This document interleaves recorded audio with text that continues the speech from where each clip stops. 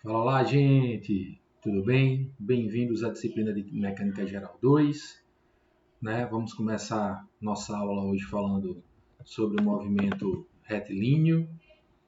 Na aula de hoje a gente vai fazer uma introdução, né? Falar um pouco da cinemática de uma partícula, do movimento retilíneo, movimento contínuo, movimento variável, tá bom? E aí a gente começa justamente falando disso daqui, ó, trazendo a definição de mecânica, né? Mecânica é o ramo das ciências físicas que estuda os corpos sujeitos à ação de forças, tanto em repouso como em movimento. Então, quando a gente fala em mecânica, a gente está falando em ação de forças, e aí tanto faz aonde essa força está agindo, se o meu corpo ele vai estar parado ou se o meu corpo ele vai estar em movimento, né? A mecânica ela se divide em duas, ó, a estática, né, que são os corpos em repouso, e a dinâmica, que são os corpos em movimento. Já a dinâmica, que é o foco da nossa disciplina, ela se divide em cinética e cinemática. A cinemática nada mais é do que o estudo do movimento, sem eu me preocupar com a relação, o motivo desse movimento. Já a cinética não. A cinética ele estuda o movimento relacionado com aquilo que provocou aquele movimento, tá bom? Bom, então a gente define formalmente a dinâmica, né, como sendo a parte da mecânica que é focada basicamente nos movimentos, né, dos corpos e nas forças que geram ou que são geradas, né, por esse movimento. Isso seria a definição formal de dinâmica. E aí, assim, historicamente, os princípios da dinâmica, como a gente está falando de movimento, ela começou a ser possível, né, quando as pessoas começaram a ter uma medida precisa de tempo, né? Porque para a gente calcular movimento, velocidade, aceleração, a gente precisa ter essa medida de tempo. Então, quando foram desenvolvidos essas medidas de tempo, foi possível iniciar o estudo da dinâmica, tá bom? A estática ela é da época dos filósofos gregos, né? A primeira contribuição significativa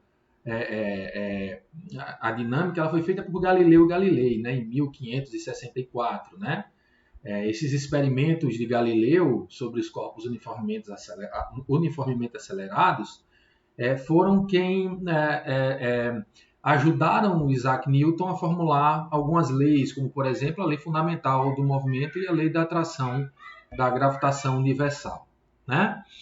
E aí, como a gente já tinha comentado, a dinâmica ela inclui a cinemática e a cinética, né? A cinemática, como eu já disse, é o estudo da geometria do movimento, né? Que é usado para relacionar deslocamento, velocidade, aceleração e tempo sem referência às causas, ou seja, eu não preciso saber como foi que aquele movimento aconteceu.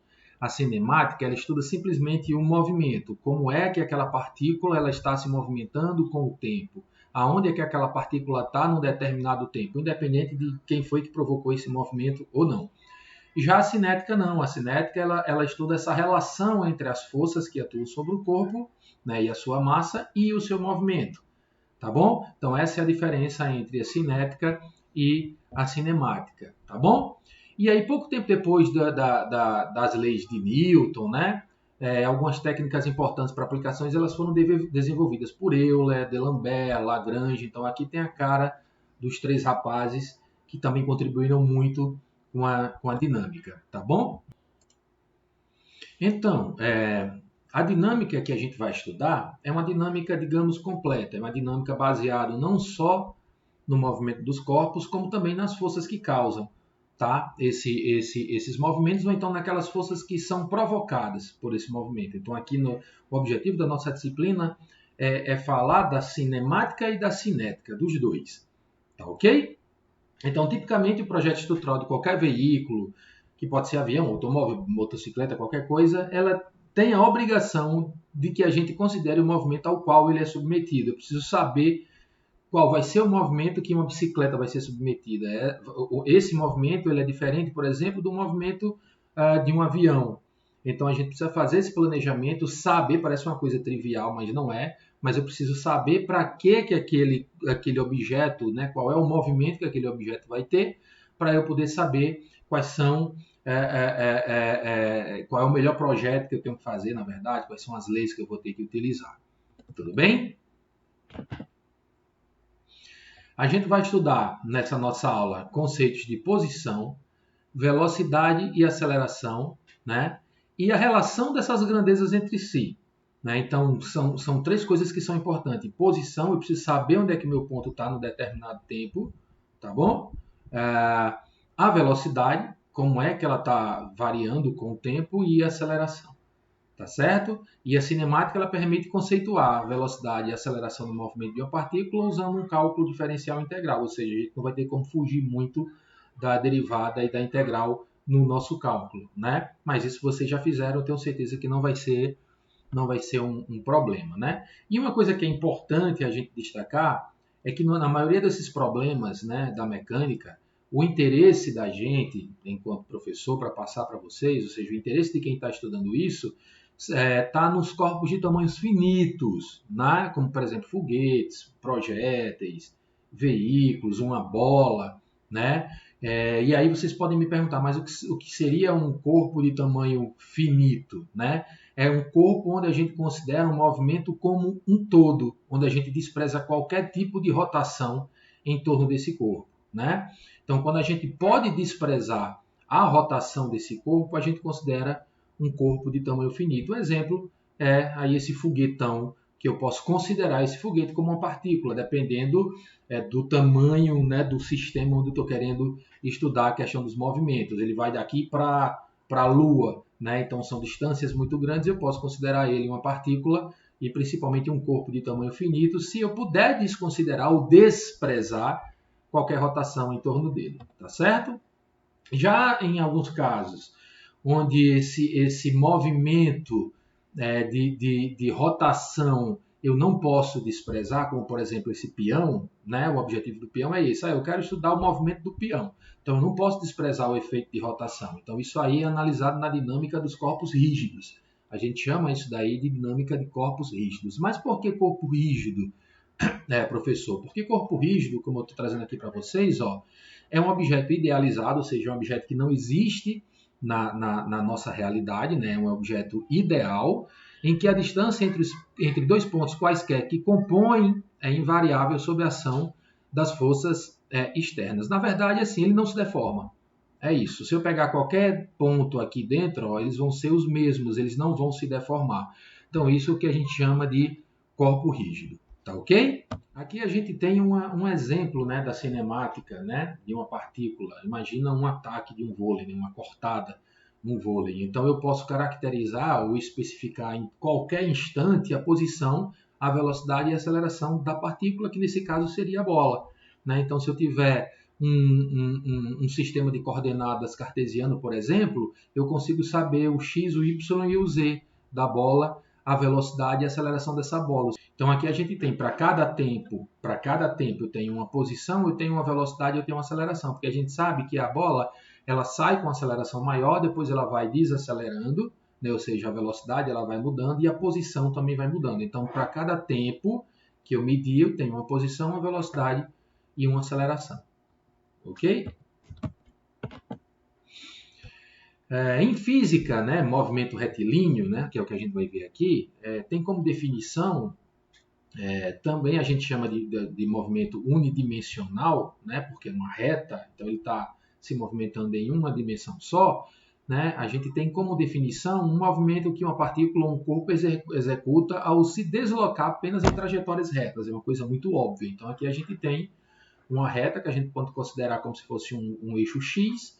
Eu tenho a partícula, aqui eu tenho as velocidades dessas partículas, né, o vetorzinho, e eu tenho a mesma trajetória, a mesma direção, independente de ter uma velocidade constante ou de ter uma velocidade variável. Né? No caso da constante ou variável, só vai mudar mesmo a velocidade, mas a direção ela vai ser o mesmo. Tá bom?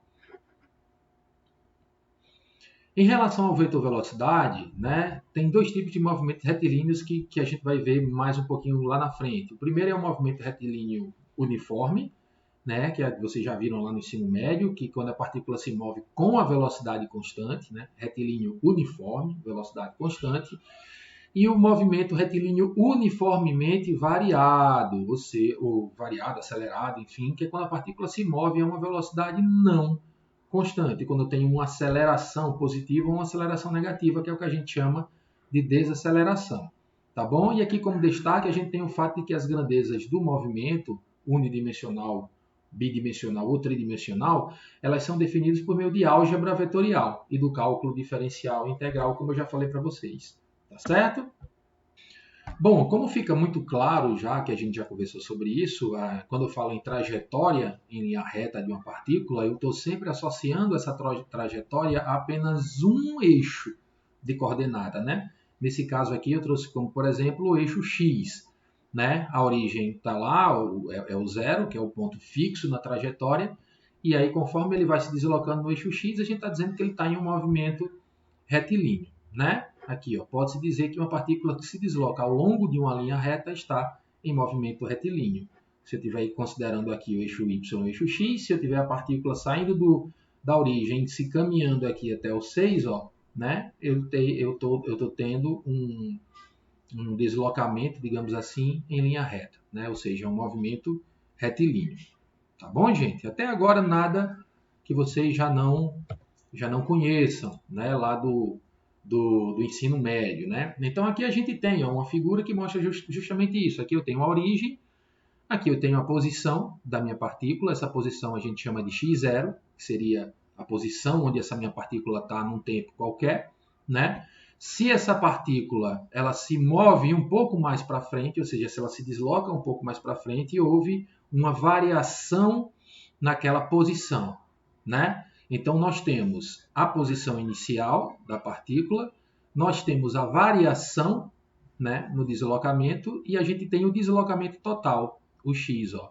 Então, eu tendo essas informações, eu posso chegar à conclusão que a variação no deslocamento, ou seja, essa variação aqui, ó, ela vai ser igual ao x, né, que é o deslocamento total, menos a posição inicial, tá? A posição final menos a posição inicial. Está aqui, ΔX é igual a x menos x0.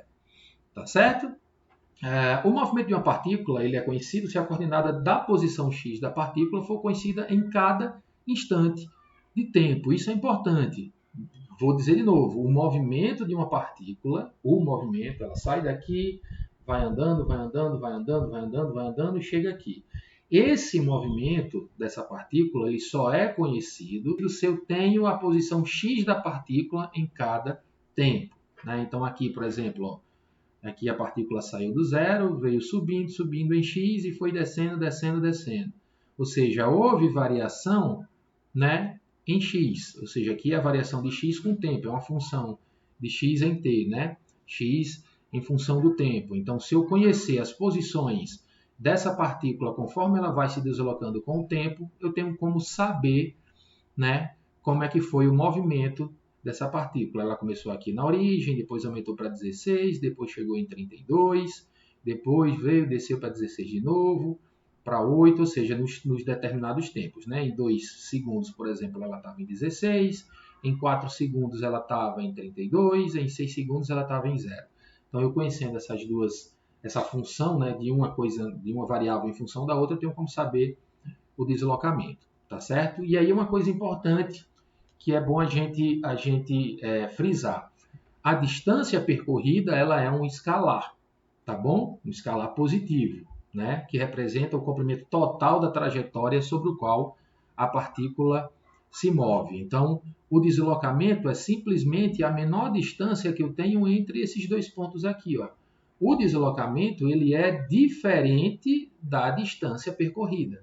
A distância percorrida ela pode ser maior do que o deslocamento, tá bom? O deslocamento ela é uma quantidade vetorial, tá certo? O deslocamento ela é uma quantidade vetorial, tá aqui, ó, um vetor, né? Tem um módulo, tem uma direção e tem um sentido, tá certo? Diferentemente ou não, mas ela pode ser diferente da distância percorrida. Então, aqui a gente tem um movimento contínuo, né? Se uma partícula ela se move com deslocamento ΔX durante o intervalo de tempo ΔT, então ela percorreu um pedaço durante um tempo ΔT.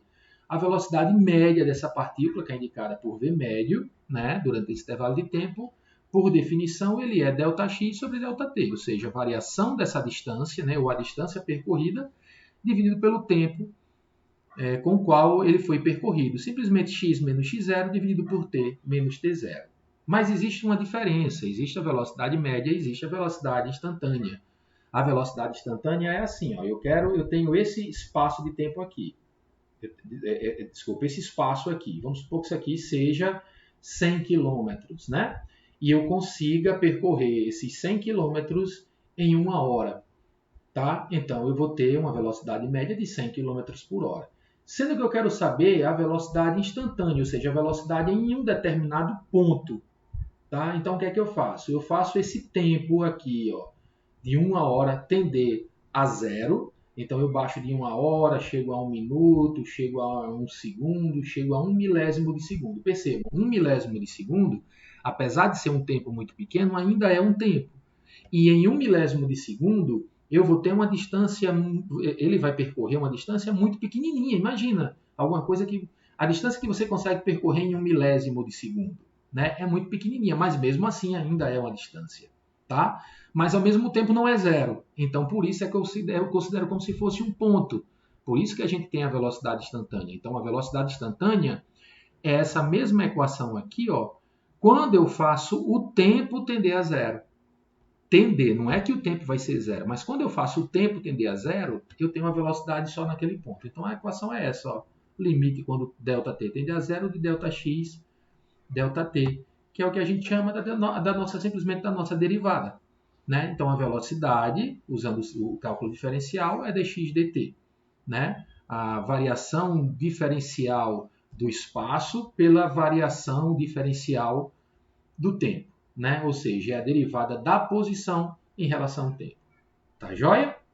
E professor, quando é que a gente vai utilizar os dois? Quando é que a gente usa simplesmente um ΔX, ΔT, ou quando é que a gente usa o dx, dt? Geralmente quando a gente usa o ΔX, ΔT, ou seja, quando a gente usa uma velocidade média, é quando a gente já tem esses valores conhecidos. Ah, eu tenho um ΔX de 100 e um ΔT de uma hora, por exemplo, aquilo que eu falei. Então é só pegar um e dividir pelo outro. Quando eu tenho, às vezes, funções matemáticas que descrevem uma velocidade, quando a velocidade ela não pode ser determinada simplesmente por números, como quando eu tenho uma função matemática, né, em função de um x, então a gente vai e deriva essa velocidade, ou essa função matemática. Tá certo? Bom, aqui a gente falou da velocidade e aqui a gente tem a aceleração, né? Então, a aceleração média da partida, e assim, antes de falar, a aceleração é variação da velocidade, tá? A velocidade é a variação do espaço com o tempo e a aceleração é a variação da velocidade com o tempo. Quando eu tenho uma velocidade variando com o tempo, eu tenho uma aceleração. Então, a gente tem da mesma forma a velocidade média, tá bom? A velocidade média, né? Essa velocidade média é ΔV sobre ΔT, ou seja, a velocidade final menos velocidade inicial, dividido pelo tempo final menos o tempo inicial. E da mesma forma da velocidade, eu também posso encontrar a velocidade ou a aceleração instantânea, né? E a aceleração instantânea é a mesma coisa, é o limite do ΔT tendendo a zero do ΔV sobre o ΔT. Ou seja, resumindo, aqui. Ou seja, resumindo, eu posso chegar à conclusão de que a aceleração é a derivada segunda da posição em relação ao tempo. Tá bom? Tá certo? Ou então dv/dt, né? A aceleração é dv/dt. Mas como a gente já sabe que a velocidade ela é dx dt, na hora que eu substituo dx dt aqui dentro, eu tenho d2x dt2. Tá certo, gente? Então eu posso trabalhar com qualquer uma dessas equações da aceleração. Ou uma aceleração em função da distância percorrida ou uma aceleração em função da velocidade. Nos dois casos, eu também vou precisar trabalhar com cálculo diferencial. Tá certo? E assim como a velocidade, a aceleração ela também é representada por um número algébrico, né, que tanto pode ser positivo como pode ser negativo. Né? Quando a gente fala, eu estou freando o meu carro, eu estou desacelerando, ou seja, a minha aceleração naquele caso é uma aceleração negativa. Tá bom, gente? Aqui, ó, o termo desaceleração às vezes é empregado para se referir a uma aceleração quando a velocidade escalar da partícula está diminuindo, né? Ou seja, a partícula se desloca mais lentamente. Então, esse termo desaceleração, né, ele se refere a acelerações que são negativas, tá bom? Já para a gente ter isso daí em mente, tá certo, gente? Bom, uma expressão alternativa para aceleração, ela pode ser obtida quando a gente elimina o diferencial dt, né, sendo dada por essa equaçãozinha aqui, ó. Mas, professor, eu não estou entendendo essa equação. Me explique melhor como é que a gente chega nessa equação, qual é a diferença dessa equação para outra. Vou explicar agora. Então, imagina o seguinte, imagina que eu tenha aquela equação que a gente já conhece, né, da aceleração. Aqui, ó, a aceleração ela é igual a dv dt. Vamos desculpando aqui, tá? Porque eu não tenho muita experiência em escrever com essa mesa aqui não, digitalizadora. Eu tenho aquela aceleração que a gente já conhece, a aceleração é igual a dv dt. O que é que eu faço? Eu divido isso daqui pela velocidade e eu divido o outro lado também pela velocidade. Ó, 1 dividido por v. Fiz isso, tá certo? E aí o que é que a gente tem vindo aqui para baixo? Aqui eu deixo da mesma coisa, a aceleração dividido pela velocidade vai ser igual a dv dt. Quem é a velocidade? A velocidade a gente já viu que é dx dt, variação do espaço, daquele comprimento pelo tempo. Como está o inverso aqui, então eu tenho que esse 1 sobre v vai ser igual a dt sobre dx. Então, o que é que eu faço aqui? Ó? Cancelo dt com dt. Nossa, a letra ficou horrível, né? Pego essa velocidade e passo para o outro lado e eu tenho que a aceleração é igual a velocidade que multiplica dv dx. Tá certo? É por isso que apareceu essa equação. Ou então a gente pode escrever ela também dessa forma, né? Separar aqui as variáveis, o dx e o dv, fica a dx é igual a v dv. Tá bom, gente? Bom, movimento retilíneo uniforme é um tipo de movimento em linha reta, né? Que a gente geralmente encontra em várias aplicações, né? Quando a gente fala nesse tipo de movimento, a aceleração da partícula ela é nula, justamente porque eu estou falando retilíneo uniforme, a velocidade é a mesma. Então, se a velocidade é a mesma, não tem aceleração, né, em todo o tempo. E aí a gente tem essa equação, né, a equação que descreve o movimento retilíneo uniforme. X, ou seja, a distância final é igual à distância inicial mais a velocidade, vezes o tempo, que isso aqui a gente já conhece lá do nosso ensino médio também. O outro movimento que a gente tem é o movimento retilíneo uniformemente variado, né?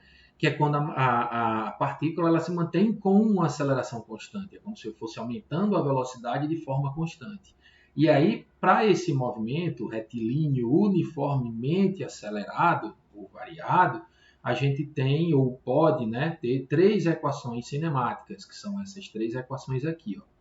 Muitas vezes a gente vai precisar associar mais de uma dessas equações, porque pode ser que a gente tenha mais de uma incógnita, tá bom? Então aqui já mostra que eu posso ter no máximo três incógnitas, porque eu tenho três equações, são aquelas três equações que vocês já conhecem também, tá bom?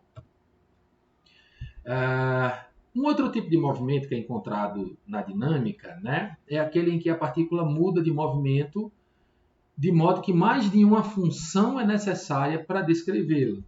Então, percebam, aqui a gente está tratando de um movimento retilíneo uniformemente variado. É como se eu tivesse um carro acelerando de forma contínua. Eu vou de 0 a 100 em tantos segundos, porque eu acelerei de forma contínua. Mas pode ser que eu vá de 0 a 100 em mais tempo. Por quê? Porque na hora que eu cheguei em 50, eu dei uma diminuída na aceleração, depois eu fui aumentando a aceleração, depois eu diminuí, depois eu aumentei, ou seja, eu fui mudando a aceleração, né? Fui mudando a velocidade para atingir aquele meu objetivo. Então, o nome desse movimento é o que a gente chama de movimento variável ou movimento irregular. E aí, no dia a dia, esse movimento, né, quando a gente realiza uma viagem de automóvel de uma cidade para outra, isso é muito comum, porque às vezes eu estou com uma velocidade, às vezes eu estou com outra, às vezes eu acelero mais, eu desacelero. Então, isso é muito comum.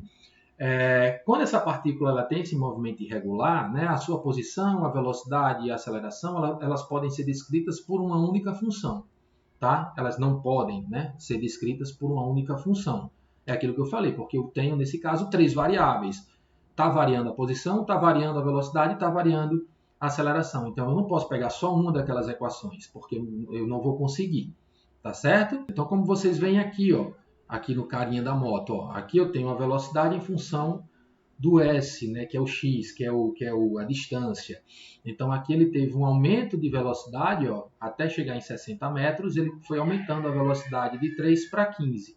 Quando ele atingiu a velocidade de 15 metros por segundo, até chegar a 120 metros, ele manteve essa velocidade constante. Então a gente trabalha geometricamente, né? Eu trabalho com essas duas formas aqui separadas, tá? Para especificar esse movimento em diferentes intervalos. Ou seja, uma série de funções é necessária para que a gente consiga chegar ao resultado. É o exemplo daqui também. Aqui eu tenho uma aceleração em função do tempo. Então eu tive, quando cheguei no tempo t igual a 1 segundo, eu tive uma desaceleração brusca, né? Depois eu mantive a aceleração constante. E aí quando eu tenho uma aceleração constante, eu tenho um aumento na velocidade. Depois eu tive um aumento da minha aceleração, ou seja, a minha velocidade, ela foi aumentando e por aí vai. Então vocês percebem que graficamente é como se eu tivesse aqui, ó, 3 pedaços, né? Esse pedaço que vai de 1 a 2, esse pedaço que vai de 2 até 4,5 e esse outro pedacinho que vai de 4,5 até o tempo final, né? Então ele fica, esse movimento variável, ele é melhor especificado se for representado graficamente, tá certo? Isso é bem melhor. Tá ok, gente? Então, se um gráfico do movimento que relaciona quaisquer duas das variáveis x, v, a e t, se esse gráfico ele pode ser desenhado, né, se eu tenho condição de desenhar esse gráfico, então esse gráfico ele pode ser usado para a construção de gráficos subsequentes, relacionando duas ou outras variáveis que se relacionam pelas equações diferenciais que a gente já tinha visto anteriormente. Tá bom? O que é que significa isso? Se eu consigo fazer um gráfico para duas dessas variáveis, x, v, a ou t, eu posso ter gráficos subsequentes, então eu faço um gráfico só para duas, por exemplo, x e v, mas eu preciso também da aceleração e do tempo, então eu faço outros gráficos só da aceleração e do tempo. Com isso eu consigo varrer por completo a questão do movimento, utilizando aquelas equações que a gente já tinha visto. Tá bom, gente? Tudo certo? Então era isso, nossa primeira aula foi essa revisãozinha, essa introdução. A gente se vê na próxima aula. Qualquer dúvida, estamos pelo WhatsApp. Forte abraço. Até mais.